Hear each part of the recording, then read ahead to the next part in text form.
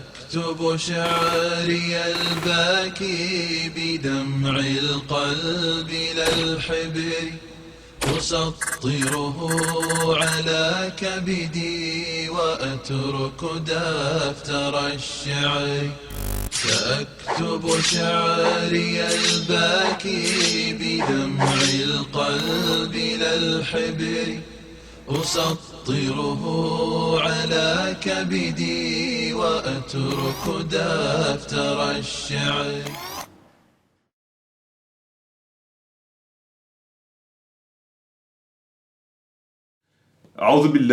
أعوذ بالله من الشيطان الرجيم. بسم الله الرحمن الرحيم والصلاة والسلام على سيدنا محمد وعلى آله وصحبه أجمعين والسلام عليكم ورحمة الله وبركاته. Frères et sœurs, assalamu alaikum wa rahmatullahi wa barakatuh. Heureux de vous retrouver ce soir afin de partager avec vous cette nouvelle et présente vidéo dans laquelle nous allons évoquer la question du professeur Tariq Ramadan. Bonsoir à toutes les personnes n'étant pas de confession musulmane qui écoutent cette présente vidéo. Alors, frères et sœurs, comme nous l'avons annoncé très récemment, nous allons donc évoquer les propos qu'a tenus le professeur Tariq Ramadan lors de son passage dans l'émission Les Grandes Gueules de Radio Monte Carlo, RMC. RMC, le grand oral des Grandes Gueules. Et avec Claire Aupetit, Pascal Perry et Étienne Niébig, c'est le philosophe, l'islamologue et théologien, l'universitaire Tariq Ramadan qui passe le grand oral des GG. Tariq Ramadan, bonjour. Bonjour. En effet, ce dernier est donc intervenu le 15 janvier, si mes notes sont exactes. Il a été invité par les Grandes Gueules pour, une fois de plus, au titre de théologien, islamologue, etc., d'expliquer l'islam. Alors nous avons face à lui deux journalistes qui lui ont adressé un certain nombre de questions afin de comprendre l'islam et plus précisément ce qui a pu pousser, ce qui pousse parfois certains musulmans à agir violemment. Voilà. Alors, moi, ma vidéo, je l'ai donc intitulée « Lorsque Tariq Ramadan se moque des grandes gueules », puisque j'ai écouté ses propos, j'ai écouté ses réponses, et j'en ai conclu, en toute impartialité, et je vais m'en expliquer, pourquoi que je considère que Tariq Ramadan s'est clairement moqué des deux journalistes qui lui posaient un certain nombre de questions sur l'islam. Alors, est-ce que ces deux journalistes l'ont bien cherché?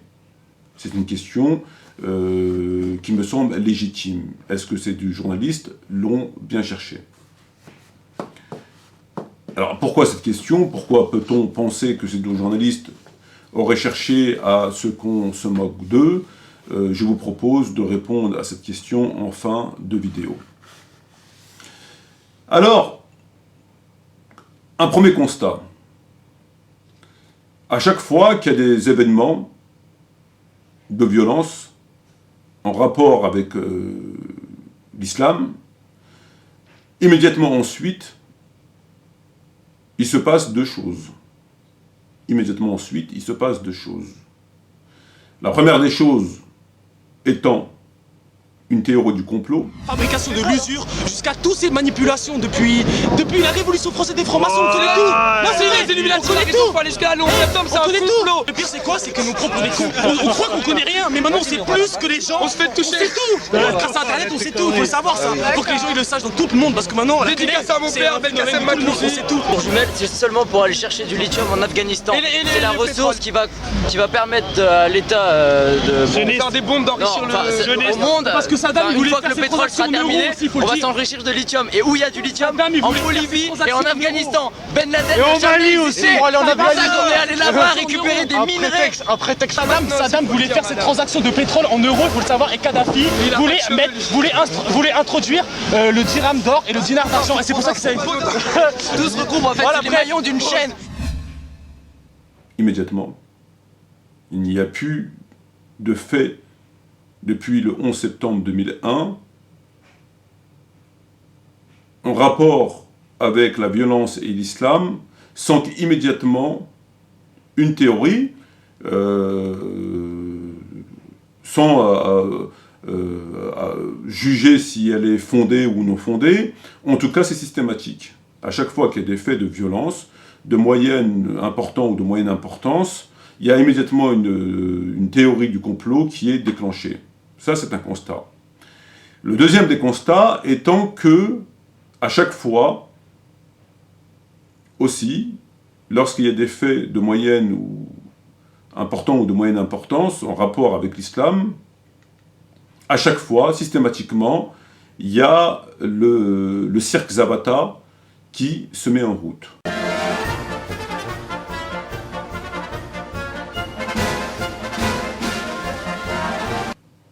Immédiatement. Alors, lorsque les faits sont graves, et donc davantage très graves comme le sont les actes qui ont touché, qui ont frappé les locaux de Charlie Hebdo, alors là, on sort ce qu'on fait de mieux en matière de clownerie, le meilleur d'entre eux, Tariq Ramadan. Puisque le public a besoin de se détendre, le public a besoin de se distraire. Donc là, compte tenu de la gravité des faits, on sort ce qu'on a de mieux. On sort ce qu'on a de mieux. C'est un fait.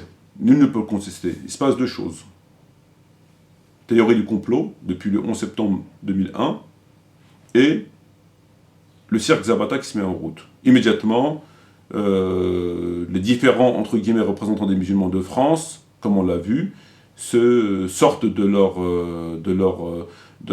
mutisme légendaire lorsqu'il s'agit d'évoquer les problèmes des musulmans. Pas de politique dans les mosquées, mais lorsque ça va dans l'intérêt des non-musulmans, là on fait de la politique. Et je rappelle que nous les musulmans, on ne regarde pas ce que proposent les candidats que concernant l'islam directement. Attention, écoutez bien, directement. Mais on regarde ici, qu'est-ce que propose ce candidat au niveau social, au niveau économique, au niveau... Donc ils sortent tous de leur mosquée, et à condamner, à dire et à répéter, à qui veut bien l'entendre, que ceux qui ont fait cela ne sont pas musulmans, c'est pas ça l'islam, Dieu dans le Coran dit ceci, le prophète a dit cela, etc. Donc Hassan Hussein, Dalibou Baker, Mohamed Bejrafil, Rachid Abou Deifa, le cirque Zabata français. Néanmoins, il faut le reconnaître, le meilleur d'entre eux, le plus efficace, étant Tariq Ramadan. Voilà. Donc, comme là les faits sont extrêmement graves, il y a eu quand même 12 morts, puis ajouter à cela les faits de Vincennes, là on ne peut pas se permettre de... Là il faut sortir ce qu'on a de mieux. C'est une constante, c'est comme ça que ça fonctionne, et voilà. Alors, on ne présente plus Tariq Ramadan, comme le frère va le faire, donc je vais lui laisser ce petit moment-là pour nous présenter rapidement qui est Tariq Ramadan et qui on a affaire. Tariq Ramadan, bonjour. Bonjour. Qui êtes-vous? Intellectuel, universitaire de nationalité suisse, professeur à Oxford. Vous êtes aussi consultant dans diverses commissions attachées au Parlement de Bruxelles. Vous le connaissez, il est professeur d'islamologie à l'université d'Oxford. Il est membre d'un groupe de réflexion fondé par Tony Blair en personne, sur la place de l'islamisme au Royaume-Uni. Ça vous pose son nom. Tariq Ramadan, vous êtes islamologue, professeur d'études islamiques contemporaines à l'université d'Oxford.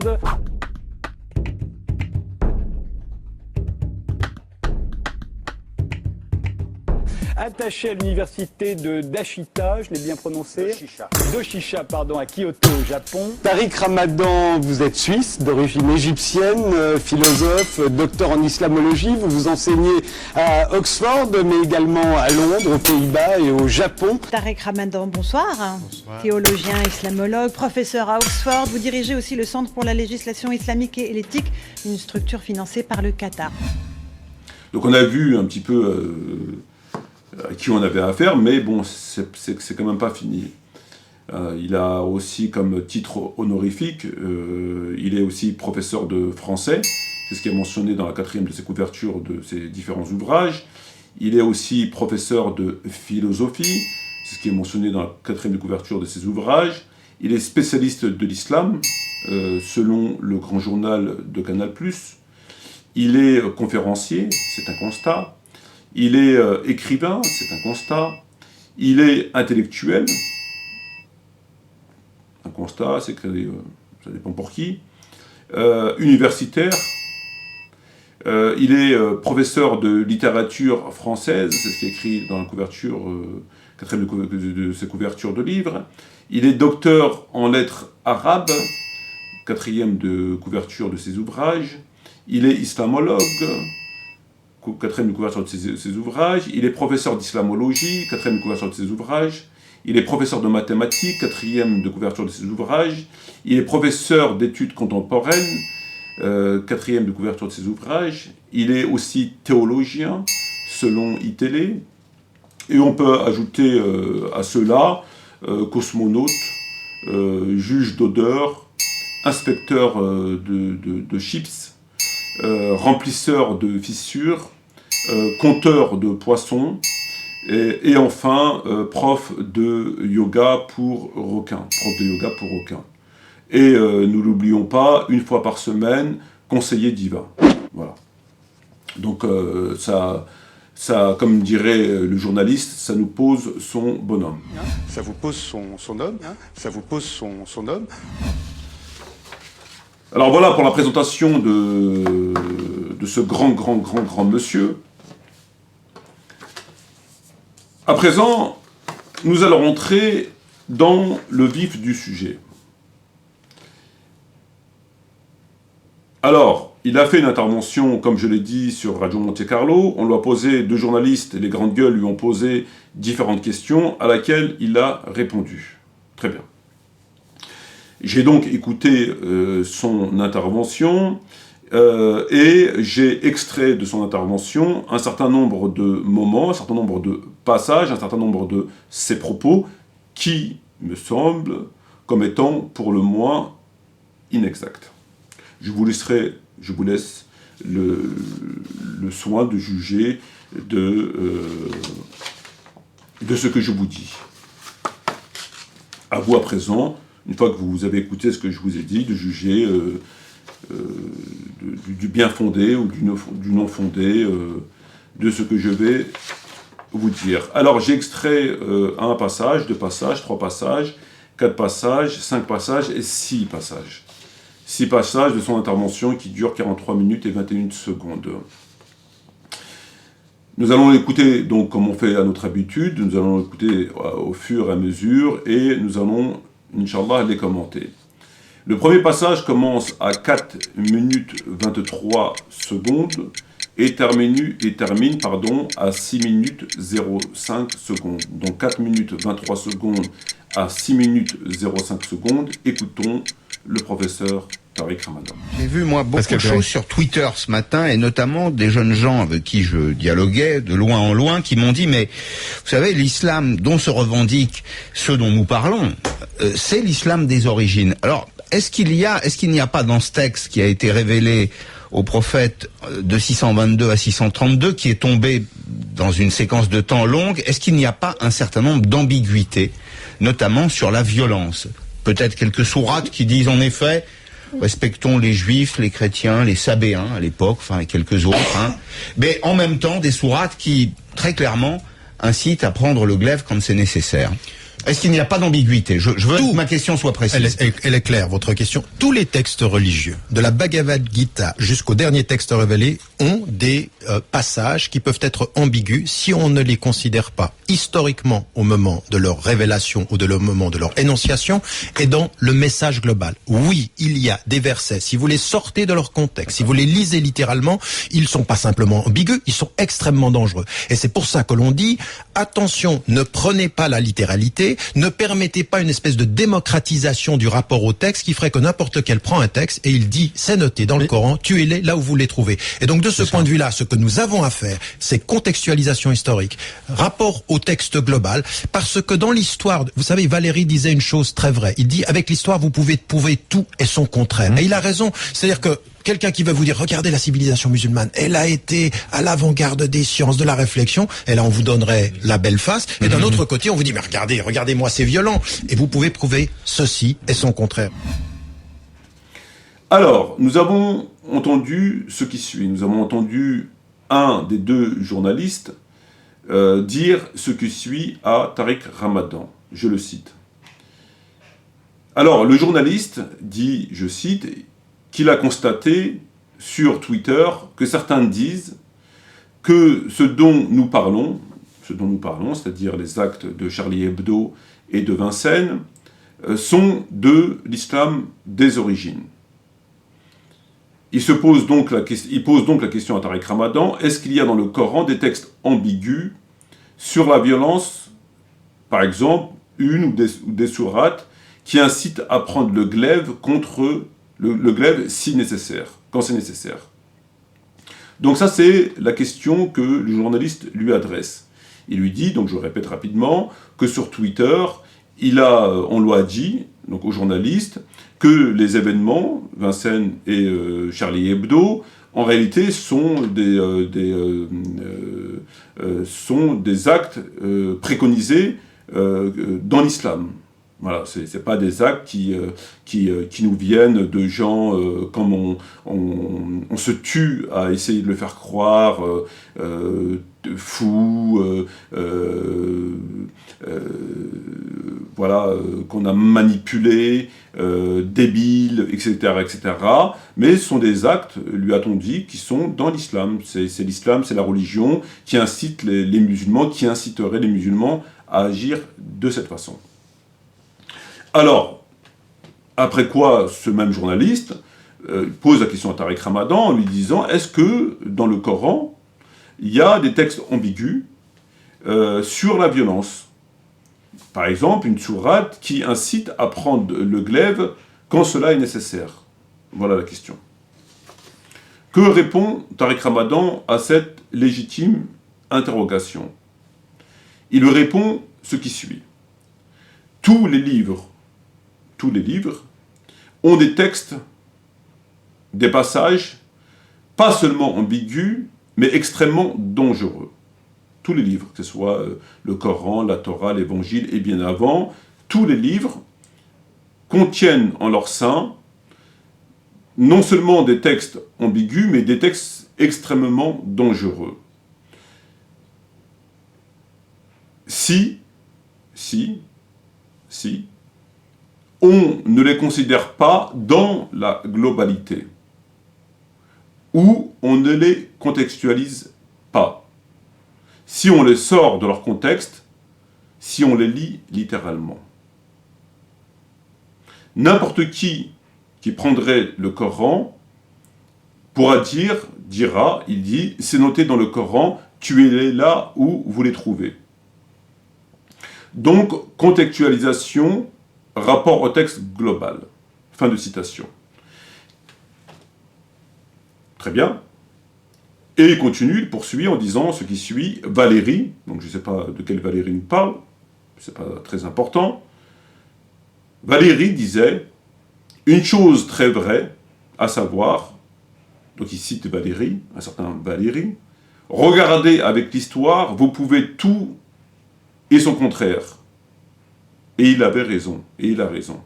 Donc Valéry dit, avec l'histoire, on peut tout dire et son contraire. On peut tout faire dire à l'histoire et son contraire. Exemple, il nous cite un exemple, regardez la civilisation musulmane, elle a été à l'avant-garde des sciences et des réflexions, mais regardez, les musulmans sont des gens violents. Donc pile et face. D'un côté, on peut dire, regardez, les musulmans, ils ont été à la pointe de la civilisation musulmane, à l'avant-garde des sciences et des réflexions, voilà, ça c'est un côté, mais on peut aussi dire, regardez, les musulmans sont des gens violents, etc. Donc on peut présenter selon ce qu'on a envie de dire, ce qu'on a envie de faire passer comme message, que aussi bien les musulmans sont des gens qui ont été à l'avant-garde des civilisations et des réflexions, mais aussi que ce sont des gens violents. Donc, conclusion de quoi? Vous pouvez prouver ceci et son contraire. Fin de citation. Très bien. Pour bien comprendre son propos, il est important de faire un résumé. Le journaliste va poser une question. Est-ce que dans le Coran, il y a des textes qui peuvent prêter, qui sont ambigus et qui peuvent inciter les musulmans à la violence? À laquelle Tariq Ramadan lui répond. Et lui dit oui, effectivement. Effectivement. Et c'est pas que pour le Coran, ce sont dans tous les textes. Tous les textes. À partir du moment où on ne sait pas lire ces textes, c'est-à-dire qu'on ne les considère pas dans la globalité, on ne les contextualise pas, et on les sort de leur contexte, effectivement, n'importe qui peut venir et vous dire dans le Coran, il y a écrit « tuez-les là où vous les trouvez ». Donc, Tariq Ramadan nous apprend comment lire le Coran. Il faut le lire globalement, il ne faut pas prendre juste un verset, il faut le lire globalement, premier point, et il faut bien mettre le texte dans son contexte. Très important. Ça, c'est le premier point. C'est sa première explication. La deuxième de ces explications, qu'est-ce qu'il nous dit? Il nous dit, par exemple, Valéry disait, l'histoire, on peut lui faire dire tout et son contraire à l'histoire. Si on veut dire du bien des musulmans, on dit, regardez, ils ont été à l'avant-garde des civilisations, des réflexions. A contrario, si on veut dire du mal, regardez, les musulmans sont violents. Donc on peut dire tout et son contraire. Fin de citation. Est-ce que la réponse de Tariq Ramadan est exacte? Est-ce que la réponse de Tariq Ramadan est scientifique, acceptable, juste, vraie? À l'évidence, frères et sœurs, et à ceux qui nous écoutent, il se fout de la gueule du monde. Il se fout de la gueule du monde. Pourquoi il se fout de la gueule du monde? Lorsqu'il dit que, effectivement, dans le Coran, il y a des textes qui disent ceci, qui disent cela, et qui peuvent induire le novice en erreur. Il prend le verset, tuez-les là où vous les trouvez, et il exécute. Parce qu'il manque de science. Mais pour la personne qui ne manque pas de science, il sait que le Coran, on doit le lire dans son contexte, on doit remettre les versets dans leur contexte, et on doit le lire dans la globalité, pour comprendre les versets. En l'occurrence, les versets en rapport avec la violence. Très bien. Est-ce que cet argument est valable? Est-ce qu'on peut considérer que cet argument est valable? Cet argument, il est valable dans l'esprit. Dans l'esprit, il est valable. Parmi les paramètres liés au Coran, comme d'autres sont liés au hadith, il est bien évident qu'on comprend le Coran dans sa globalité. On ne peut pas prendre un verset, l'isoler du verset précédent et du verset qui lui vient ensuite, et comprendre le verset. Le plus généralement du temps, sauf exception, on a besoin de prendre ce qui est environnant au verset. Et parfois, un peu plus, entre guillemets, ratisser un peu plus large. C'est exact. Deuxième des points, le contexte. Oui, effectivement, il y a souvent des versets, enfin en tout cas il en existe, en rapport avec le contexte. C'est un fait, très bien. Néanmoins, ce qu'il ne dit pas, c'est que ces deux paramètres qui sont authentiques et qui sont liés à l'apprentissage du Coran, non pas à sa récitation, mais à sa compréhension, en aucun cas, sur les sujets évoqués, en rapport avec la violence, le djihad, etc., ne peuvent rendre caduque une vérité. En l'occurrence, la vérité en rapport avec le djihad, et les versets sur le djihad, sur les non-musulmans, sur les gens du livre, la jizya, sourate 9, verset 29, sur les idolâtres, etc. En aucun cas. Ça ne rend pas caduque. Donc lui, qu'est-ce qu'il veut faire croire? Il veut vous faire croire que lorsque vous prenez le Coran et que vous tombez sur ces versets-là, il vous faut impérativement les mettre dans leur contexte et les lire dans la globalité, et à partir du moment où vous avez entrepris cette démarche, vous allez comprendre le verset autrement. Autrement, c'est-à-dire comme lui, il l'a compris. Comme lui, il veut faire croire. Comme lui, il veut qu'on le comprenne. Ce qui est faux. Et d'ailleurs, je le défie de pouvoir affirmer des versets qui sont très clairs sur la question du djihad, sur les gens du livre, sur l'espace de guerre, l'espace de contrat, espace de paix, etc., etc. Tout ce qui est en rapport avec le djihad. C'est pas vrai, c'est un mensonge. Sa manipulation consiste à quoi? Consiste à prendre une vérité scientifique établie, et à travers cette vérité scientifique établie, venir vous dire ce que vous avez lu là est faux. Ce que vous avez lu là, c'est faux. Ce qui, là, il se fout de la gueule du monde. Il y a des moments, j'ai vraiment l'impression que vous me prenez pour un imbécile. Hein. Là, il se fout de la gueule du monde. Donc, il se sert de paramètres exacts pour vous dire ce que vous lisez, c'est faux. Alors que pas du tout. Alors que c'est des paramètres qui sont effectivement authentiques et dont on a besoin à certains moments, mais ce n'est pas des paramètres qui viennent faire d'un verset qui ordonne une chose claire, le rendre caduque, en disant que ça ne transforme pas des bananes en carottes. C'est bien ça qu'il faut comprendre.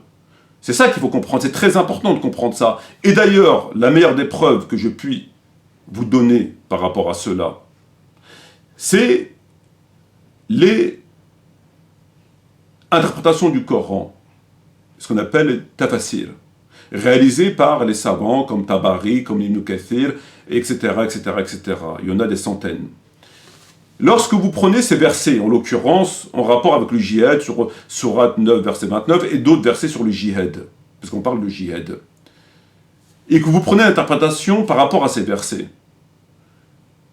l'intégralité des savants qui ont fait le tafsir du Coran, sur ces versets, disent tous la même chose. Après, ils en disent un peu moins ou un peu plus, mais ils vont tous dans la même direction, sans exception.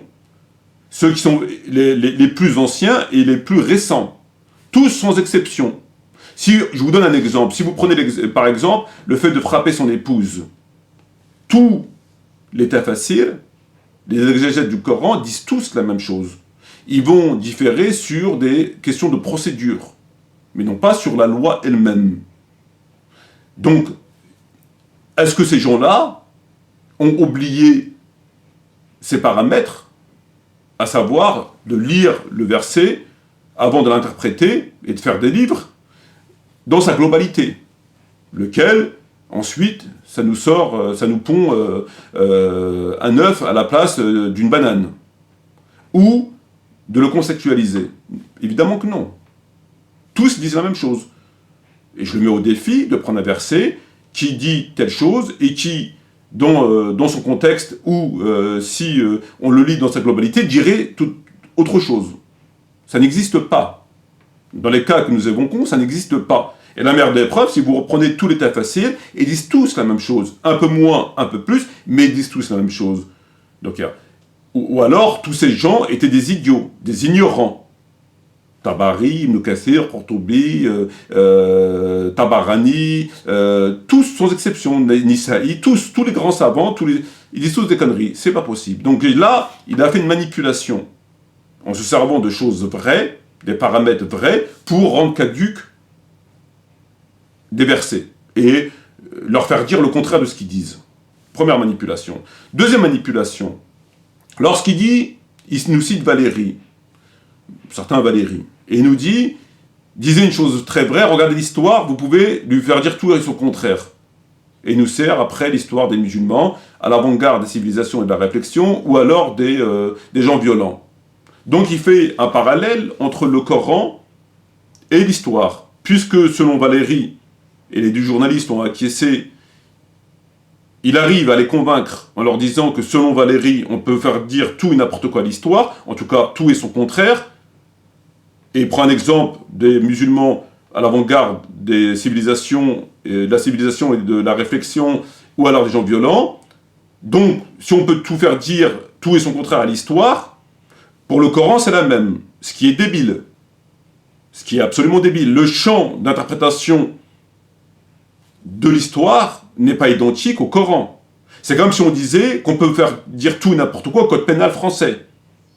Puisqu'à l'histoire, à l'histoire de France, on peut lui faire dire tout et son contraire. C'est pas comparable. Nous parler de l'histoire, comme de l'histoire musulmane, les Omeyyades, les Abbassides, ce qui s'est passé, etc., le champ d'interprétation, les textes faux, déformés, etc., tous les paramètres liés à l'histoire sont une chose. Et pour toutes les histoires. Ce qui n'est pas valable pour le Coran, quand même. En tout cas, je l'espère. Ou pour le code pénal français. C'est qu'elle n'a rien à voir. Le Coran, c'est une révélation. C'est un livre qui ne s'étale pas sur 10 siècles, sur un siècle. Le temps, il est réduit.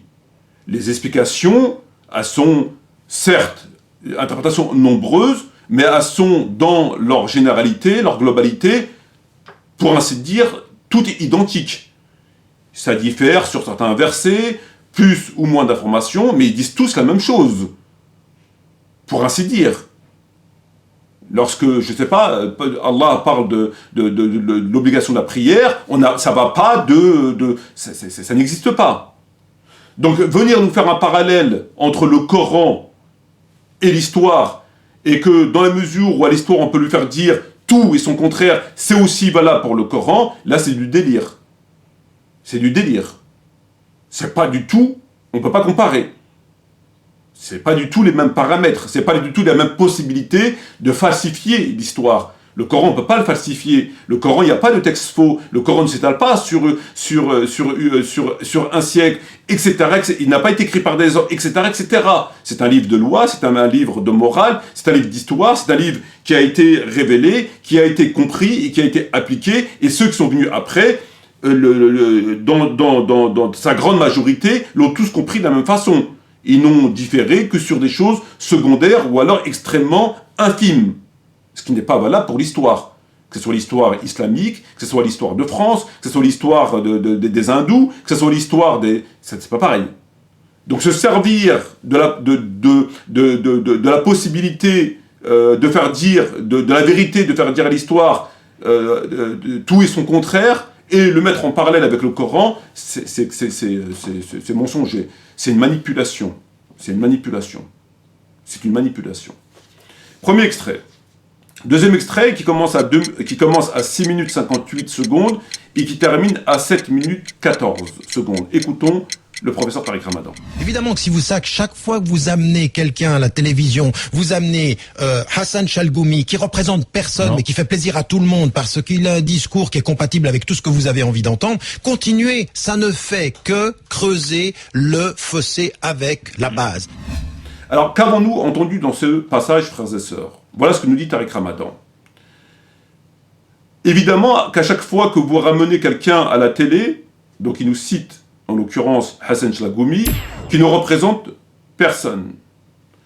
Il fait plaisir à tout le monde parce qu'il a un discours qui est compatible avec ce que vous avez envie d'entendre. Continuer, ça ne fait que de creuser le fossé avec la base.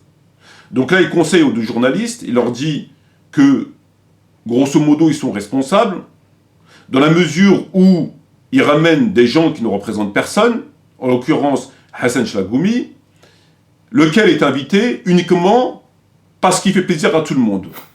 C'est pour ça qu'on l'invite, parce qu'il fait plaisir à tout le monde. Et parce qu'il a un discours qui est compatible avec ce que eux, ils ont envie d'entendre. En l'occurrence, les médias, la société française. Voilà. Et donc, en définitive, ça creuse le fossé entre eux et la base. Moi, je veux bien. Je veux bien. J'ignorais qu'il y avait quelqu'un en France qui représentait autre chose que lui-même. Puisqu'il nous dit que Hassan Chlagoumi représente que lui-même. Est-ce que Tariq Ramadan représenterait une certaine une majorité de musulmans en France ou une forte minorité? Si on me répond à cette question que oui, ça va être un petit peu difficile. Parce qu'il va falloir qu'il fasse preuve d'une certaine crédibilité. Crédibilité qui n'existe que derrière l'écran. Crédibilité qui n'existe que face à des journalistes qui ne connaissent strictement rien à l'islam, comme nous le voyons chez les grosses têtes, entre autres, etc. etc. Donc, Tariq Ramadan, à mon sens, ne représente pas plus l'islam, en France ou ailleurs, que Hassan Chlagoumi. C'est un fait. Si on me dit que non, il est plus savant, il est plus... enfin, des qualités en rapport avec la science religieuse, hein. Je ne parle pas de qualité en matière de blablabla. Là, c'est tout à fait autre chose. Si on me dit que non, il représente plus les musulmans, une majorité, ou en tout cas une forte minorité, ça va causer un problème. Parce que compte tenu de ce qu'il dit comme mensonge et d'hérésie, il y a un moment donné, il va être confronté à ces questions, parce que dans la vie réelle, ça ne se passe pas comme à la télévision, hein, et là, ça va causer un très gros problème. Donc, ce qui me conduit à dire qu'il ne peut pas, comme bien même il voudrait, il ne peut pas.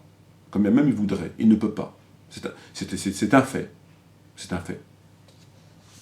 Ça, c'est le premier point. Deuxième des points qui dit parce que on l'invite, Hassan Chlagoumi, parce que il fait plaisir à tout le monde et il a un discours qui est compatible avec ce qu'on a envie d'entendre. C'est un petit peu... enfin, c'est... moi, je trouve ça indécent. Je trouve ça complètement indécent. Lorsqu'on a eu du Tariq Ramadan pendant 2 décennies, du lundi au dimanche, enfin, la surmédiatisation qu'on lui connaît, et que je ne vois pas d'autres possibilités, d'autres raisons, sinon celle qui reproche à Chlagoumi, à savoir qu'il est invité pour faire plaisir à tout le monde, et qui disent qu'on a envie d'entendre. Je ne vois pas pourquoi on l'invite. Je ne vois pas pourquoi il est invité. Les différents titres honorifiques qui lui sont accordés par des médias français, iTélé, BFM, donc aucune légitimité. Bon, le titre ne fait pas forcément, il n'y a pas aujourd'hui d'institution reconnue en islam. Néanmoins, ce qu'il dit à la télévision est à l'opposé des vérités islamiques. On l'a vu, on l'a revu dans maintes et maintes vidéos. L'homosexualité, l'apostasie, la polygamie, l'intégration, la laïcité, le vote, le mariage d'une musulmane avec un non-musulman, etc., etc., etc. C'est à l'opposé de l'islam. On peut le démontrer assez rapidement si il acceptait un débat. Ça fait 10 ans qu'on lui demande, ça fait 10 ans qu'il refuse. Enfin, il refuse même pas parce qu'il répond même pas.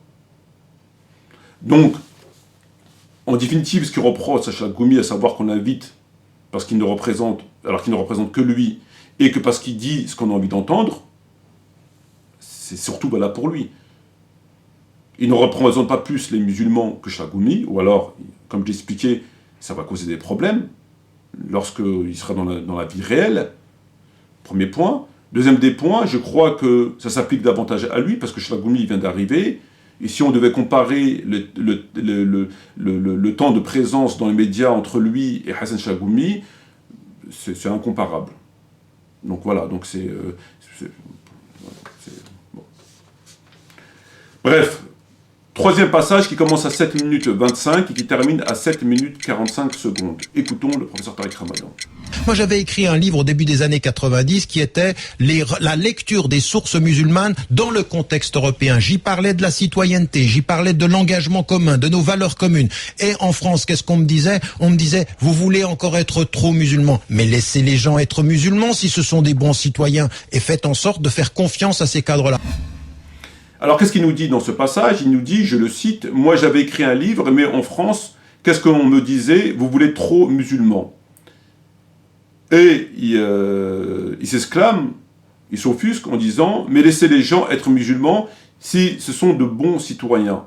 Et faites confiance à ces cadres-là. » Donc, en fait, il n'est pas content parce qu'il avait écrit un livre. Mais en France, il avait écrit un livre, mais en France, on lui a fait une critique, on lui a fait un reproche, en lui disant que vous voulez trop musulmans. Donc, on lui a fait le reproche suite à la rédaction de son ouvrage, en France en tout cas, en lui disant que vous voulez trop musulmans. À quoi il répond, il s'exclame, il s'offusque, en disant « Mais laissez les gens être musulmans, si ce sont de bons citoyens. »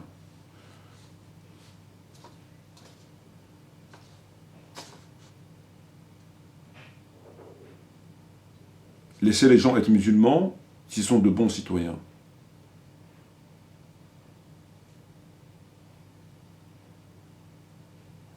Comment peut-on être musulman et être un bon citoyen? Lorsque on a une démarche sincère par rapport à l'islam, comment peut-on être un bon musulman, et un bon citoyen, comme il le dit lui? Mais laisser les gens être musulmans, ce sont de bons citoyens. Il faut laisser les gens être musulmans à partir du moment où ce sont de bons citoyens. Mais un musulman, même s'il n'est pas très pieux, il est censé se référer au Coran et à la Sunna. Enfin, je crois.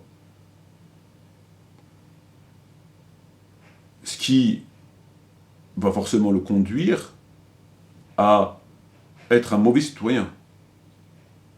Obligatoirement. Parce que ce que Dieu exige du musulman est souvent, très souvent, à l'opposé de ce que la société française, en l'occurrence, exige des citoyens. L'islam, c'est une constitution qui est à l'opposé de la constitution française. C'est une morale qui est à l'opposé de la morale française. C'est des principes qui sont à l'opposé des principes, etc., etc., etc. Ça, tout le monde l'a bien compris. Donc, un musulman qui veut être musulman sans être particulièrement très respectueux du Coran et de la Sunna et être un musulman normal, ni trop pieux, ni pas assez pieux, normal, musulman normal, il ne peut en aucun cas être un bon citoyen. C'est pas compatible. C'est pas compatible. C'est où on obéit aux injonctions coraniques et prophétiques, et qu'on arrête de nous parler du contexte, qu'on arrête de parler de ces fameux paramètres qui sont censés être la baguette magique. Hein, on prend le Coran, ça dit ça, baguette magique, ça dit son contraire. Pockety, pockety, walkety, walk, abracabradabranach, et voilà, ainsi plus petit, vous tiendrez tous dans mon sac, igitus, figitus, figitus, boum, voici digiton. Qu'on arrête, ça n'existe pas. Ça n'existe pas. Donc, il y a un moment donné, et c'est ce qui cause problème à l'heure d'aujourd'hui. Comme je l'ai évoqué dans ma vidéo, trouble à l'ordre public. C'est que d'un côté, on incite les musulmans en leur faisant croire qu'ils peuvent être musulmans dans une société non musulmane et de s'intégrer. Et Alors, ces musulmans-là sacrifient le plus gros de leur devoir de musulmans, ce qu'on appelle le monothéisme, le tawhid, une seule source de législation divine et non pas celle des hommes, on obéit qu'aux lois divines et non pas... Bref, donc ils ont sacrifié l'essentiel. Mais de temps à autre, ils se rappellent qu'ils sont musulmans. Alors ça passe par les piscines, ça passe par le hijab, ça passe par les caricatures, on se souvient. Et là, on a un sursaut, en se disant, mais c'est inacceptable. C'est inacceptable, on ne peut pas accepter ça en tant que musulman. C'est un sursaut, c'est juste un sursaut. C'est un sursaut. C'est des choses secondaires, mais qui créent problème. Qui créent problème.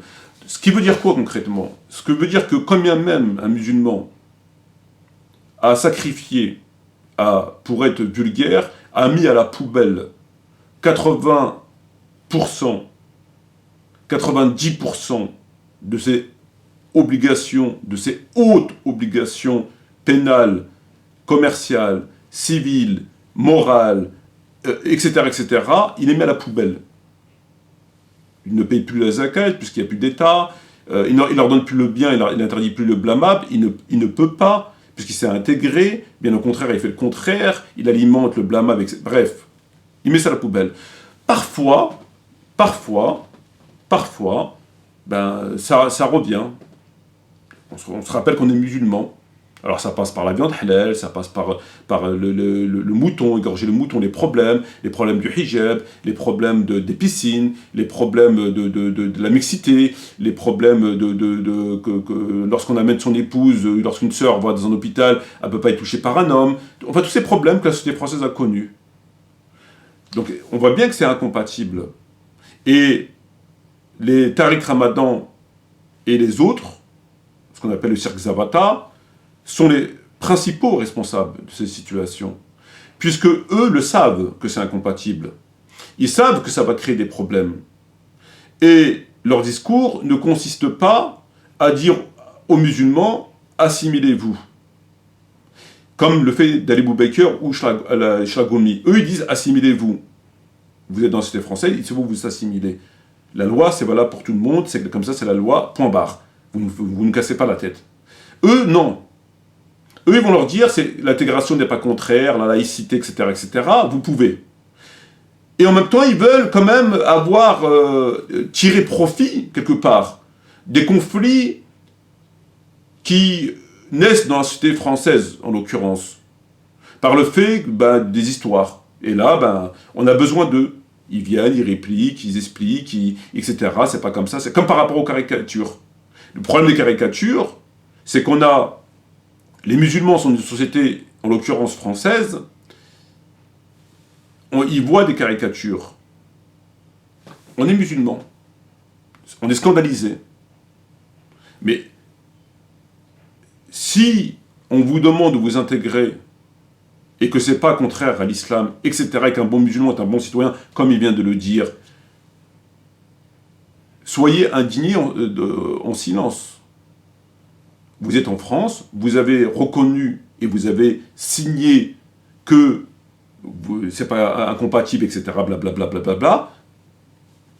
Ça vous choque? Oui, mais gardez-le pour vous. Vous n'allez pas brûler des locaux, vous n'allez pas tuer des gens, etc., etc., parce que vous êtes des citoyens à part entière. Puisqu'un bon musulman est un bon citoyen comme il est en train de le faire, comme il essaie de le faire croire. Et ça marche pas, puisque c'est pas vrai. Puisque quand même on arrive à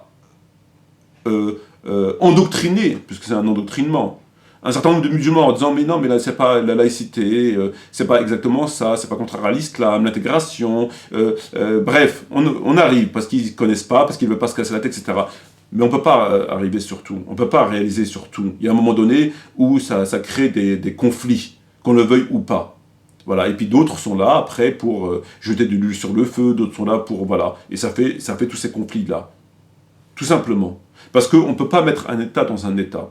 Et c'est exactement ce qu'il veut faire croire, alors qu'il sait très bien que ce n'est pas possible. Donc lorsqu'il dit, ce qu'il nous explique, à savoir que vous voulez être trop musulman, mais laissez les gens être musulmans si ce sont des bons citoyens, ce n'est pas compatible. Ils ne peuvent pas être musulmans et être bons citoyens. C'est pas possible. On ne peut pas fonctionner en harmonie avec deux lois qui s'opposent, deux morales qui s'opposent, deux systèmes qui s'opposent, c'est pas possible. Ça n'existe pas. Ça, c'est du baratin. Alors, on va passer au quatrième extrait qui commence à 9 minutes 43 et qui termine à 11h45. 9h43, 11h45, écoutons-le. La question est simple. Donc moi je dis et je travaille avec des jeunes et je suis éducateur. Hein. Quand on commence à partir avec des gamins sur cette question-là, alors certainement parce qu'on n'est pas tous formés pour le faire et même y compris des éducateurs qui seraient particulièrement formés pour le faire, on n'a pas les moyens de contredire et donc en fait on s'enfonce dans une discussion sans fin parce qu'en réalité il va y avoir des espèces d'oppositions théologiques d'une profondeur inouïe et nous ne sommes pas des exégètes au point d'aller relire mot à mot et en comprenant les traductions, etc. Ça, c'est mon premier point. Et deuxième point, je voudrais vous demander, est-ce que vous, avec l'analyse philosophique que vous en avez, vous pensez pas qu'aujourd'hui, le concept de laïcité, c'est pas tout simplement devenu le moyen de la négation du fait religieux et qu'il y aurait quelque chose à revoir sur cette question de laïcité, qui est un concept qu'on ne peut pas toucher, mais qui n'empêche pas par ailleurs la religion de se développer tout à fait normalement, comme dans tous les pays qui nous entourent, qui eux ne sont pas laïcs, par exemple.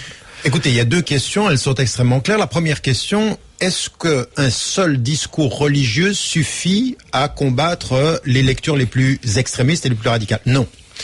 Mais il le faut, ce discours. Il faut clairement que nous puissions interpeller ces jeunes dans les discours, les lectures les plus littéraliste et le plus radical. Il le faut, ce discours. Mais il ne peut pas suffire. Parce que, vous savez, les lectures les plus radicales ou les plus extrémistes, elles ne se font pas dans un vide, elles se font dans un contexte social. On est beaucoup plus exposé à l'attirance de la littéralité quand on est mal avec soi-même, quand on est Donc il faut un discours social il faut un discours politique, il faut un discours qui ne soit pas victimaire. C'est-à-dire que quand vous lisez le Coran comme une victime, le discours de la violence vous attire. Quand vous lisez le Coran comme un sujet de votre histoire, c'est autre chose. On n'est jamais autant ouvert à l'interprétation que quand on est bien avec soi-même. Donc il faut deux discours. C'est-à-dire un discours qui est un discours religieux fondamental, fondateur, et un discours social et politique qui contextualise les choses. Ça, c'est un premier élément à votre question.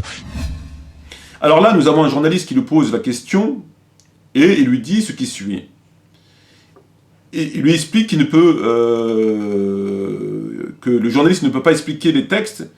Le journaliste lui explique qu'il ne peut pas expliquer les textes aux enfants, dans les écoles, aux gamins, parce que ce ne sont pas des exégètes et que ils n'ont pas les moyens de contredire les gamins. C'est-à-dire que le journaliste lui dit on ne peut pas expliquer aux enfants les textes de l'islam, parce que ce ne sont pas des spécialistes de l'islam, et ils n'ont pas toujours les moyens d'expliquer les textes, ils n'ont pas la science nécessaire, et que par conséquent, ils sont parfois contredits par ces mêmes gamins.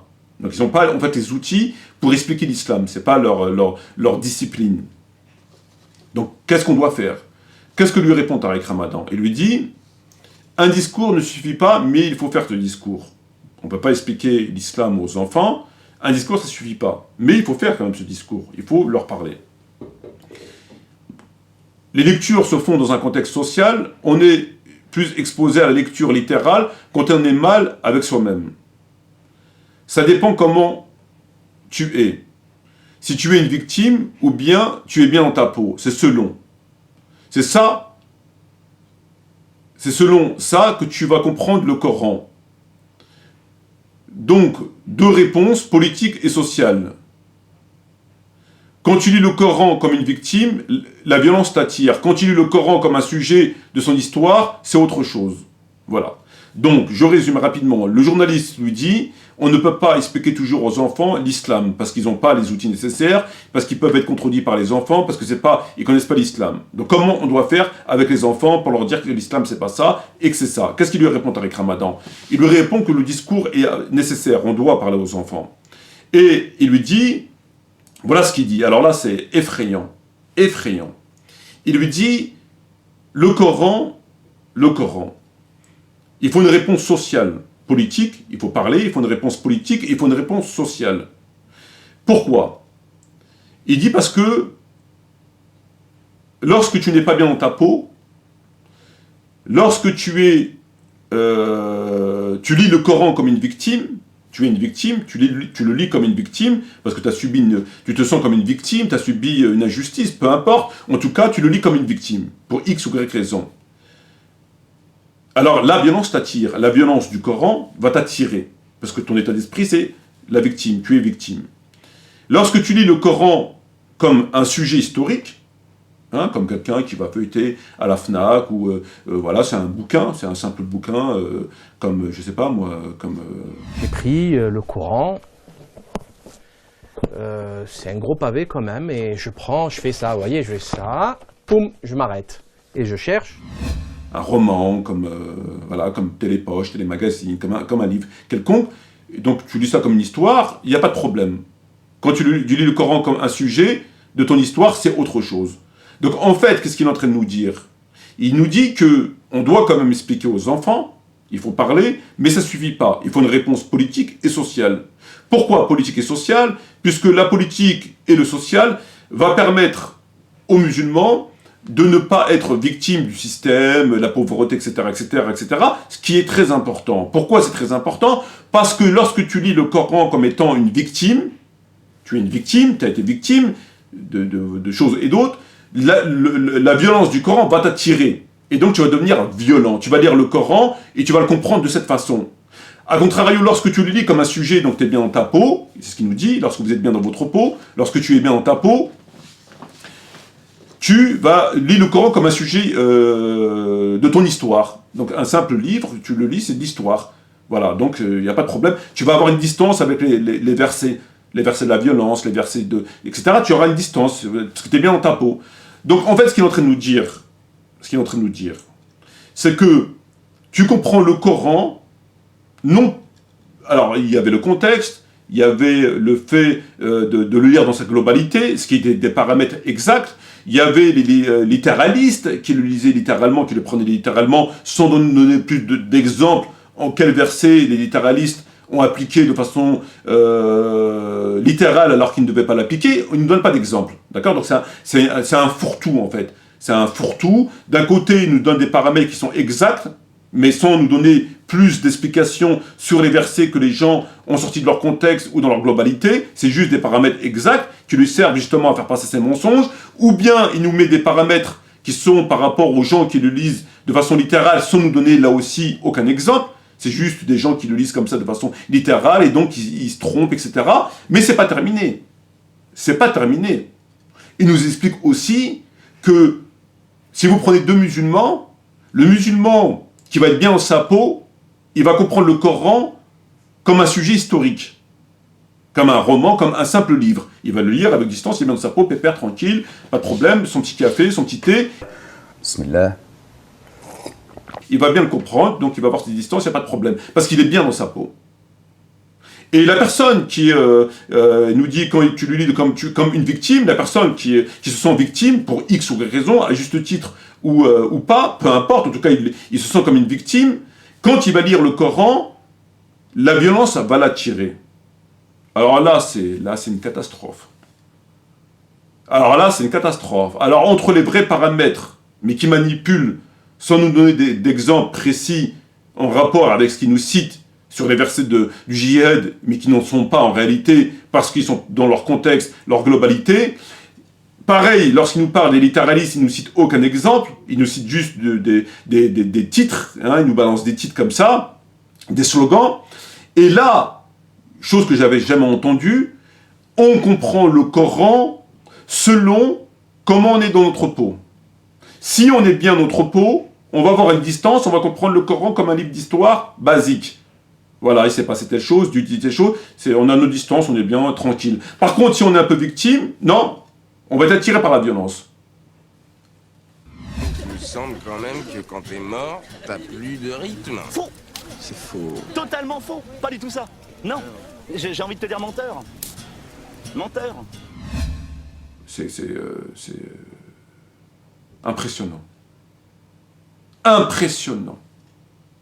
Tous les exégètes du Coran, tous ceux qui ont fait les tafassirs du Coran, des premiers siècles de l'Hégire jusqu'à pas plus tard il y a 1, 2, 3, 5, 10, 20, 30 années, l'ont tous expliqué de la même façon. Comme j'ai expliqué précédemment, comme j'ai dit précédemment. Tous. Vraisemblablement, ils étaient tous dans le même état d'esprit les uns des autres. Alors si on reprend l'état facile et ils parlent de violence, ils étaient tous mal dans leur peau. Tous. Par contre, s'ils disent tous du bien là où les versets parlent du djihad, ils étaient tous, ils se sentaient tous comme des victimes. Ils se foutent de la gueule du monde. Me prends pas pour un con non plus, hein? Ils se foutent de la gueule du monde. C'est incroyable. Alors, pendant qu'on y est, parce que là, on est passé de vrais paramètres, mais sans donner l'exemple pour embrouiller, on passe de faux paramètres littéralistes, sans donner d'exemple, pour continuer justement à pouvoir dire au Coran ce qu'il ne dit pas, parce qu'on ne peut pas le réfuter dans le texte, donc on le réfute par l'interprétation, et quand on ne peut pas par l'interprétation directement, on le réfute par des paramètres sans nous expliquer en détail ou on nous donne des exemples en quoi on l'a mal compris. Donc voilà, mais ça va plus loin. Ça va plus loin. Alors pendant qu'on y est, le prochain débat, enfin pas débat, on va pas appeler ça un débat, le prochain prêche, il va nous dire qu'on comprend le Coran selon son groupe sanguin. Tout dépend des groupes sanguins. Hein? Selon les groupes sanguins, on comprend le Coran. Et puis, selon la taille des pieds. Si tu fais du 38, tu ne peux pas comprendre comme si tu fais du 40. Si tu fais du 40, tu ne vas pas comprendre comme quelqu'un qui fait du 42. Celui qui fait 45, il ne peut pas comprendre du tout. Et puis aussi, selon le poids. Et puis, pendant qu'on y est, selon la couleur du slip. C'est du foutage de gueule totale. Dire qu'on comprend le Coran selon notre état d'esprit, et en faire, comme il le fait, une règle, c'est pas quelqu'un, une personne comme ça qui était mal dans sa peau, qui en avait marre de la vie, et qui a décidé du jour au lendemain de faire un acte de fou. Non, non, non. Ça fait partie ça fait partie de la lecture du Coran. Tu comprends le Coran selon comment tu es dans ta peau.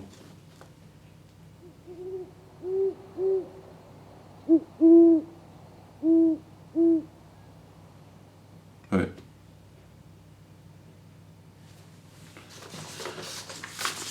Ouais. Ok. Passons à l'exemple suivant qui commence à 13 minutes 42 et qui termine à 15:06. 13:42, 15:06. Écoutons-le. Mais malgré tout, ce sont des systèmes qui s'opposent. C'est-à-dire que dans la laïcité, le principe, à tort ou à raison, c'est qu'on sépare les affaires de la République, de l'État, des affaires sacrées. Rendre à Dieu ce qui est à Dieu, à César ce qui est à César. C'est l'esprit de cette formule.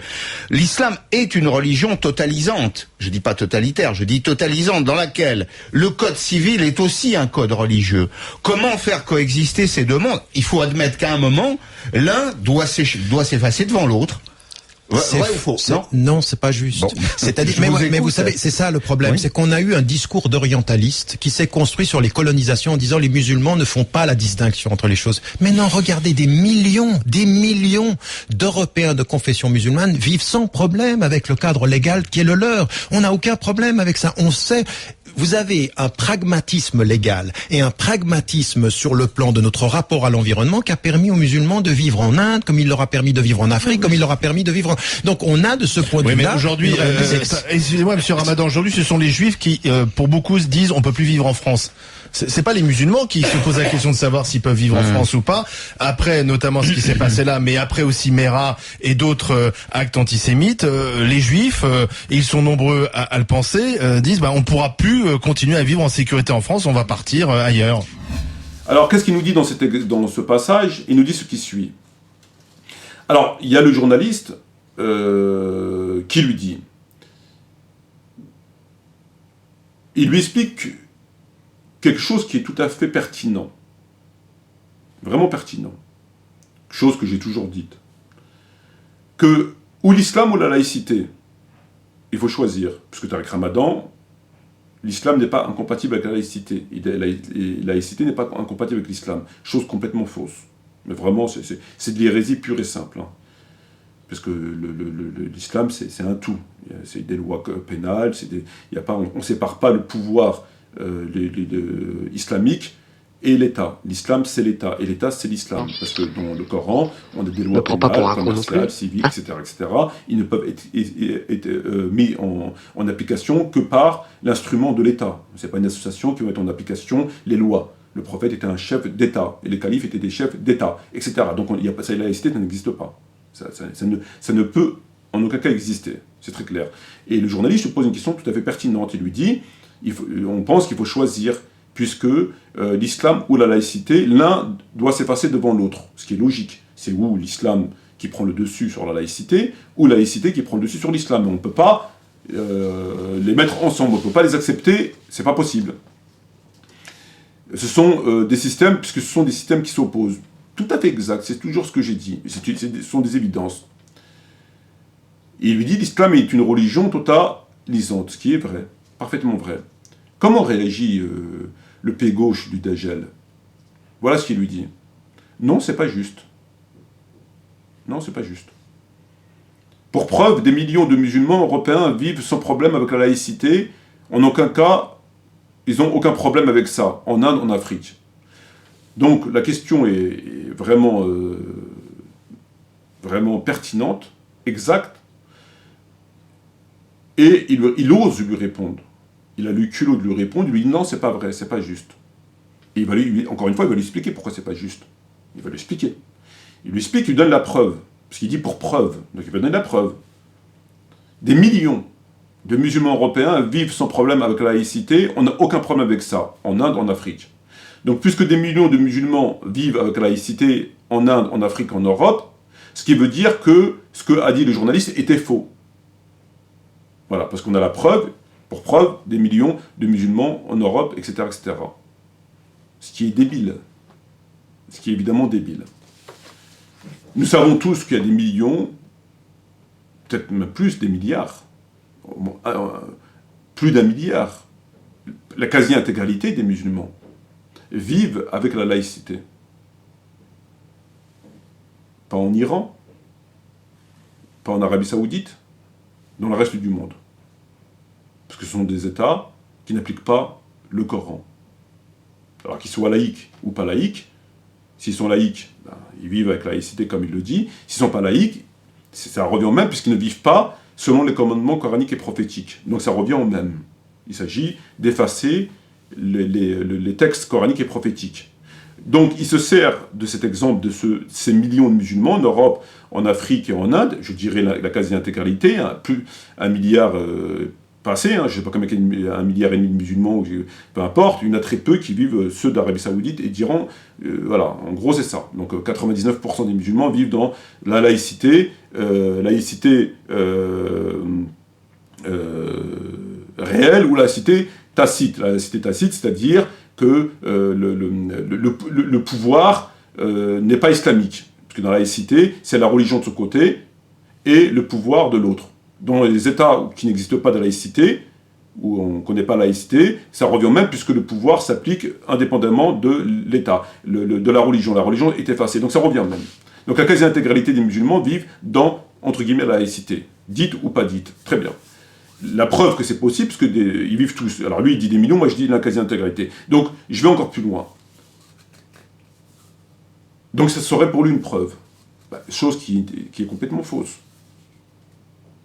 Ce qui a incité la quasi-intégralité des groupes djihadistes à travers le monde, et notamment les frères musulmans, mais depuis toujours, depuis la chute du califat, c'était justement que les musulmans avaient un califat où le califat met en application les lois.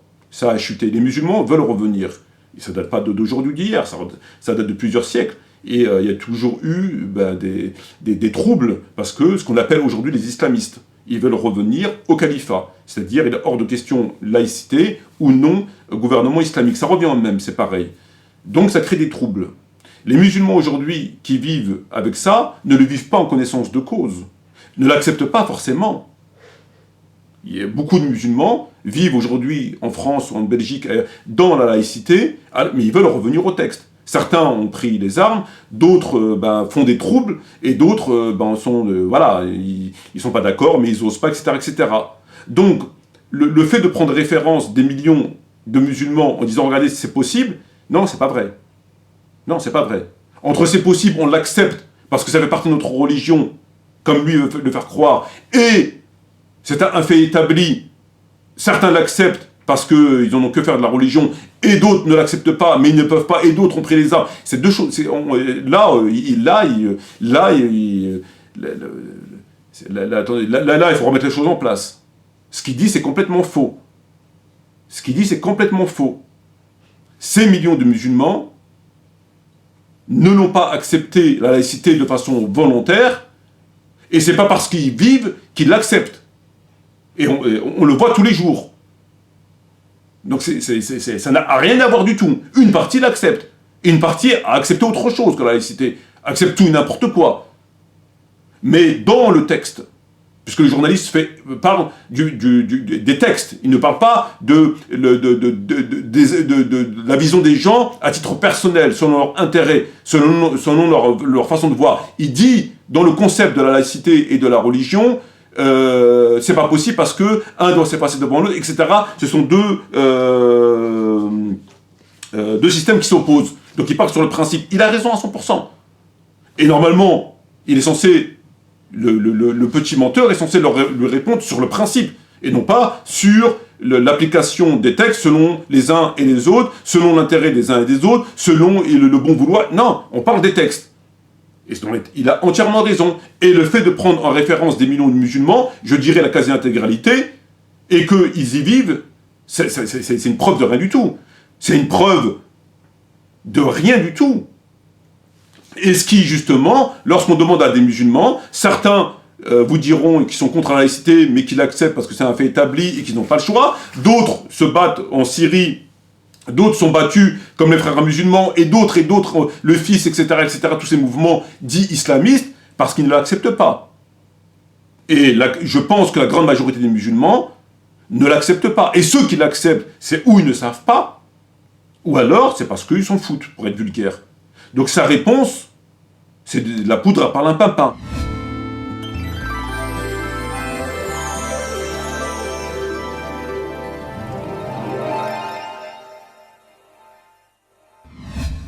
C'est faux. C'est complètement faux. On ne peut pas prendre comme vérité le comportement d'un certain nombre de musulmans et dire, voilà, ce sont les textes. C'est pas ça. Et il le sait. Mais bon, Et malheureusement, il y a l'autre journaliste qui a rebondi en disant, zut, l'autre journaliste lui a parlé des juifs qui partaient de France. Donc en fait, ça n'a pas été plus loin. C'est dommage, parce que là, il le tenait, le bougre. Il l'avait entre la main, le bougre. Mais malheureusement, étant donné que, comme j'avais expliqué au début, les journalistes l'ont un peu cherché. Et je dirais à la fin pourquoi ils l'ont un petit peu cherché. Donc là, il dit n'importe quoi. Mais bon, l'autre journaliste, il est parti, il a bifurqué sur les juifs qui quittent la France et ils sont partis pour là. Mais il l'avait là, le bougre. Hein. Il l'avait entre les mains. Là c'était bon. Dernier exemple, frères et sœurs, alors, dernier exemple, 31 minutes 36 secondes à 32-32. 31-36, pardon, je commence à être fatigué. 31-36 à 32-32, écoutons le professeur Tariq Ramadan. Que fait-on face à la montée du terrorisme islamique qui peut trouver des relais aujourd'hui dans nos pays? On a vu des vidéos qui commencent à tourner, en français aussi, qui viennent de l'État islamique en disant « Frères, reproduisez ce qui a été fait à Charlie Hebdo, tuez-les, tuez leurs policiers, tuez leurs représentants. » Vous les avez vus, ces vidéos, hein, qu'est-ce qu'on fait? Que fait-on? On combat par les armes, on combat par la politique. Tariq Ramadan, vous condamnez la condamnation, elle est absolue. Maintenant, vous posez une question qui est très importante, c'est-à-dire qu'est-ce qu'on fait une fois qu'on a condamné? Eh bien, je pense qu'il ne faut pas s'arrêter à la condamnation des conséquences. Il faut aujourd'hui faire l'analyse des causes. Et l'analyse des causes, c'est effectivement aujourd'hui que dans le monde musulman, il y a des États dictatoriaux, il y a des interprétations de l'islam, et il y a des extrémistes violents qu'il faut combattre intellectuellement par le discours sur l'islam, politiquement. Alors que fait-on face à la montée du terrorisme en France? Vidéo qui incite à tuer les policiers, etc. Donc le journaliste lui dit, mais qu'est-ce qu'on doit faire maintenant face à la montée du terrorisme en France? Qu'est-ce qu'on doit faire? Il lui pose la question. Et il lui dit, les vidéos qui incitent à tuer des policiers. Et des vidéos qui incitent à tuer les policiers. Qu'est-ce qu'il lui répond, le professeur Tariq Ramadan? Voilà ce qu'il lui dit. Il faut analyser les causes. il faut analyser les causes. Et il faut combattre les extrémistes, les combattre par le discours, les combattre intellectuellement et par le discours sur l'islam. Donc pour Tariq Ramadan, comment on peut combattre le terrorisme en France et ceux qui incitent à tuer des policiers, etc. Il lui répond, il faut combattre ces musulmans qui pensent comme ça par le discours, je le cite, par le discours intellectuel sur l'islam. Les combattre intellectuellement par les discours sur l'islam. Ça fait 10 ans que je le défie. Et là, j'ai toujours refusé. Et lui, qu'est-ce qu'il fait de son temps? Quand il parle à la télévision, est-ce qu'on lui met un opposant? Quand il parle dans ses conférences, est-ce qu'on lui met un opposant? Quand il est là à faire des déclarations aussi graves que ça, est-ce qu'on lui met un opposant? Est-ce que lui, il accepte un opposant? Moi, je suis un opposant. Et j'arrête pas de le défier, il veut pas sortir de son trou. Alors qu'il arrête de faire mine d'être offusqué par cette infraction au bon déroulement des débats, à l'impartialité des débats, alors que lui, il passe son temps à fuir le débat, et on n'a jamais un opposant, il passe son temps à dire des conneries, il n'y a personne qui dit rien. Donc ne te fais pas le parleur de la justice et de l'impartialité et de l'équité, alors que tu as un exemple de lâcheté et de magouille et de manipulation. S'il te plaît, ne nous prends pas que pour des cons.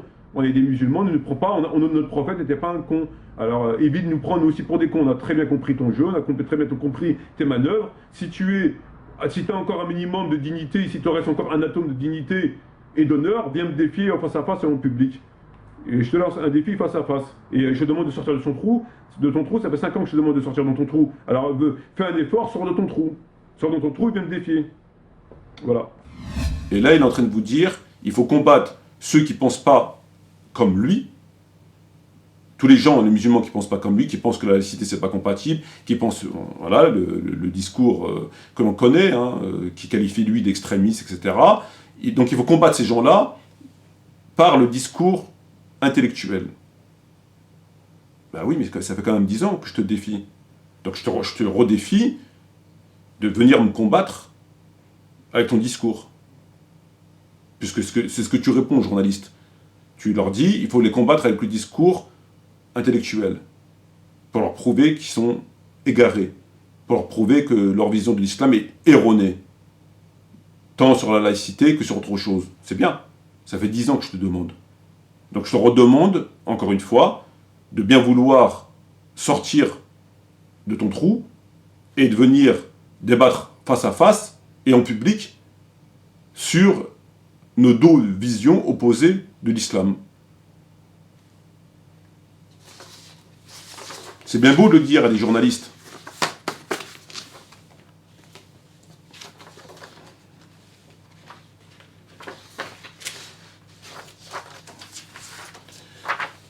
Voilà. Donc la vidéo arrive à son terme. On a eu un Tariq Ramadan de qualité, comme d'habitude. Il n'est pas franc-maçon pour rien. Il n'est pas le number one. On ne l'appelle pas qu'on les fait. C'est comme un peu le RAID ou le GIGN. On les appelle, c'est des services spécialisés. On les appelle quand c'est vraiment chaud. Pareil pour lui. On l'appelle quand c'est vraiment chaud. On l'a vu que ces prestations, un Hassan Hussein, un Bajrafi ne peut pas les faire. Donc voilà, on comprend pourquoi c'est le numéro 1, on comprend pourquoi ce que je dis depuis toujours, et on comprend pourquoi que, voilà, il est là où il est. Il n'est pas franc-maçon, et pour rien. Si on le doit accorder, c'est pas pour rien. Alors, on a vu que, on a vu son discours. A contrario, ce qui est assez étonnant, c'est qu'il refuse d'être Charlie. Il a dit « je refuse d'être Charlie ». Moi, je pense que c'est un peu normal. Il ne va pas se rabaisser, puisque, étant le pied gauche du Dajjal, Charlie, à côté de lui, c'est un vendeur de pistaches. C'est un vendeur de pistaches. Voilà, donc on constate de toute évidence qu'il les a vraiment pris pour des cons. Ce que je disais au début, ils l'ont bien cherché. À mon avis, ils l'ont bien cherché. Ils l'ont bien cherché dans la mesure où on ne peut pas être journaliste et débattre avec un physicien. On ne peut pas être mécanicien et débattre avec un physicien. On ne peut pas être vendeur de pistaches et débattre avec un physicien, c'est un astrophysicien, c'est pas possible.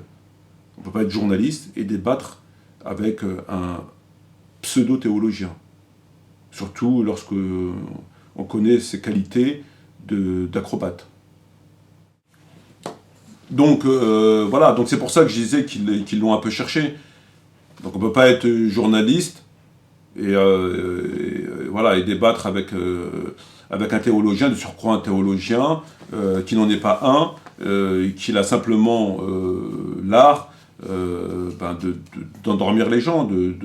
Il a des notions de religion, il a surtout le blablabla. Et voilà, donc je veux dire, lorsqu'on est mécanicien, on ne va pas inviter un physicien pour un débat. Je veux dire, ça n'a pas de sens. Donc ou bien on le fait exprès, pour X ou Y raison, il y a quelque part un problème. Il y a forcément quelque part un problème. Et enfin, je terminerai sur ces mots. Il faudrait quand même rappeler que le pape a été plus honnête que Tariq Ramadan sur la question des caricatures. Puisque la position de Tariq Ramadan sur les caricatures, qui est aussi la position de tous, entre guillemets, les représentants des musulmans de France, consiste à dire je ne suis pas d'accord avec les caricatures, mais au nom de la liberté d'expression, on l'accepte. Donc Tariq Ramadan, c'est sa position, il n'est pas d'accord avec les caricatures, mais au nom de la liberté d'expression, il l'accepte. Et tous les représentants, entre guillemets, des musulmans qu'on a imposés aux musulmans de France, ils disent tous la même chose. On n'est pas d'accord, mais on l'accepte. Et d'ailleurs, certains d'entre eux sont Charlie, certains d'entre eux ont manifesté. Le pauvre, que j'ai une pensée à lui, Charles, et à toute sa famille aussi, à toutes les personnes, à tous les policiers, les 2 policiers qui étaient assassinés aussi. Une pensée pour Charles, c'est-à-dire ? Mais je ne peux pas vous dire plus. Voilà, qu'est-ce que vous avez vu sur place en approchant ? Il a dit voilà. Désolé. Merci, madame. D'accord ? Donc c'est la position de Tariq Ramadan et de tout l'ensemble du cirque Zavata. C'est leur position. La position du pape n'est pas celle-ci. La position du pape, il a dit ça ne donne pas le droit d'insulter la foi d'autrui. Voilà. Donc il dit que la liberté d'expression ne donne pas le droit d'insulter la foi d'autrui. Voilà ce qu'a dit le pape. Ce qui veut dire quoi concrètement ? Ce qui veut dire qu'il estime que la liberté d'expression, on ne peut pas faire tout et n'importe quoi. On ne peut pas dire tout et n'importe quoi. Que la liberté d'expression a aussi des limites. Et ces limites s'arrêtent là où il s'agit d'insulter la foi d'autrui. Encore faudrait-il avoir une foi. C'est une question que je pose à Tariq Ramadan. Et aux autres, d'ailleurs. Il n'est pas le seul sur ce point. Donc c'est ce qu'il dit le pape. Alors que vous vous rendez compte, le pape, qui n'est pas, qu'on ne peut pas suspecter d'être, on connaît ses positions, il n'y a pas d'enfer, il n'y a pas de paradis, Adam et Ève n'ont jamais existé, il a béni des voitures, enfin bref, bon. Mais quand même là, il a été, il faut le reconnaître, beaucoup plus honnête que ces musulmans, ces prétendus prédicateurs autoproclamés. C'est fort quand même. Puisque eux, ils considèrent que on n'est pas d'accord, mais on l'accepte au nom de la liberté d'expression. Le pape, il a dit non. Il a dit, au nom de la liberté d'expression, on ne peut pas accepter tout et n'importe quoi, on ne peut pas insulter la foi d'autrui. C'est-à-dire qu'il a limité la liberté d'expression. Là où commence le... Voilà, il a limité. Eux, non. Eux, ils peuvent. Il y a, je terminerai là-dessus, frères et sœurs, vous pouvez constater que la quasi-intégralité des prétendus représentants des musulmans de France, à commencer par Tariq Ramadan, mais tout le reste, tous, sans exception, qu'ils soient imams, qu'ils soient conférenciers, qu'ils soient... leur position a été d'accepter les insultes à l'égard du prophète, les caricatures, au nom de la liberté d'expression. C'est leur position. Ils ont dit, on n'est pas d'accord, mais au nom de la liberté d'expression, on accepte. C'est ce qu'il a dit Tariq Ramadan. A contrario, la grande majorité des musulmans sont contre, même au nom de la liberté d'expression. Ils considèrent que on n'a pas le droit, même au nom de la liberté d'expression, de caricaturer le prophète. Ce qui veut dire quoi concrètement? Ce qui veut dire que vous avez ces gens qui sont censés représenter les musulmans, être des savants, des érudits, des références, des exemples, qui tous, dans leur globalité, vont dans un sens. Et le peuple, la communauté musulmane, va dans l'autre sens, pour la grande majorité, par exception. Comment peut-on expliquer cela? Cela s'explique, comme on l'a toujours dit, et comme c'est aussi valable pour d'autres sujets, parce que ces gens sont là pour leurs intérêts. Tout simplement.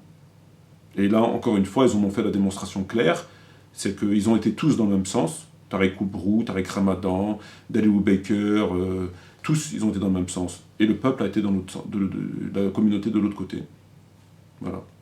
Parce que la communauté musulmane, en dépit de ses lacunes, en dépit d'un certain nombre de choses, a quand même une certaine tenue, un minimum, puisqu'ils n'ont pas d'intérêt derrière, alors que eux, ils n'ont absolument aucune retenue, rien. Ils se dirigent selon leurs intérêts. Selon leurs intérêts. Leur intérêt était de te dire ça, ils l'ont dit. Alors que là, les musulmans, en fait, c'est toujours une question d'intérêt.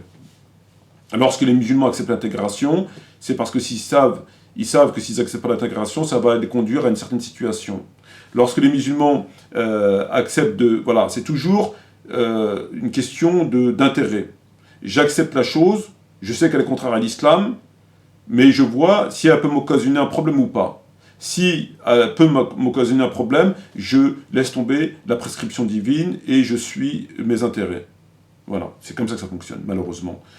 Dans le cas des caricatures, pour ces pseudo-leaders, leur intérêt était d'accepter les caricatures, de dire je ne suis pas d'accord, mais on accepte.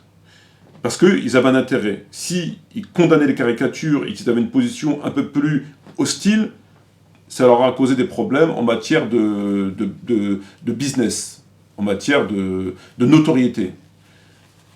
A contrario, la communauté musulmane, hein, elle n'a aucun intérêt. C'est-à-dire le musulman, entre guillemets, lambda, il peut dire je suis contre les caricatures, même au nom de la liberté d'expression. Parce que ça ne lui causera pas de problème. Il n'aura pas de problème. C'est ça le malheur. Le malheur, c'est qu'on réfléchit selon l'intérêt, et non pas selon le texte. La grande majorité fait ça. Et là, on a l'illustration frappante. Les leaders, les pseudo-leaders vont d'un côté, parce que c'est leur intérêt, sans quoi ils perdent ceci, cela, et les gens vont de l'autre côté parce qu'eux, ils n'ont aucun intérêt. On ne va pas les montrer du doigt s'ils disent le contraire. Donc ils sont partis dans deux directions opposées. C'est quand même très grave.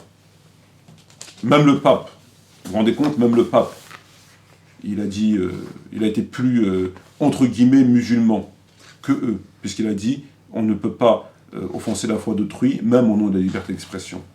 Eux, ils ont dit non, on peut offenser la foi d'autrui au nom de la liberté d'expression. Je ne suis pas d'accord, je ne suis pas Charlie, mais on peut. Voilà. Sur ce, frères et sœurs, je vous dis shukran jazilan, wa salam alaikum wa rahmatullahi wa barakatuhu, et à bientôt, Inch'Allah, pour une prochaine vidéo.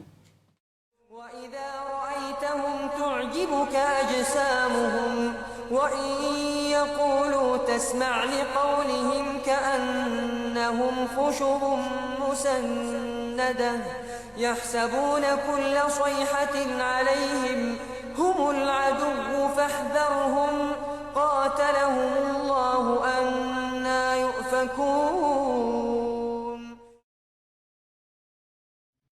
Et quand tu les vois, leur corps t'émerveille. Et s'ils parlent, tu écoutes leurs paroles. Ils sont comme des bûches appuyées contre des murs, et ils pensent que chaque cri est dirigé contre eux. L'ennemi, c'est eux. Prends-y garde. Qu'Allah les extermine, comme les voilà détournés du droit chemin.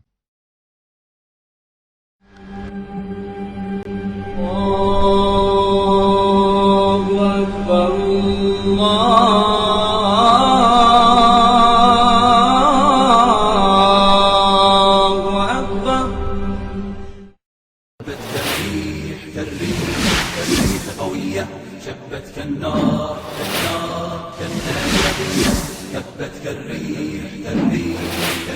قوية كالنار والنار وضية سارت بالعزم فتية طارت كالصقر أبية سارت بالعزم فتية طارت كالصقر أبية أهلا أهلا قافلتي يا قافلتي المهنية جبت كالريح قوية جبت كالنار كالنار وضية هبت كالريح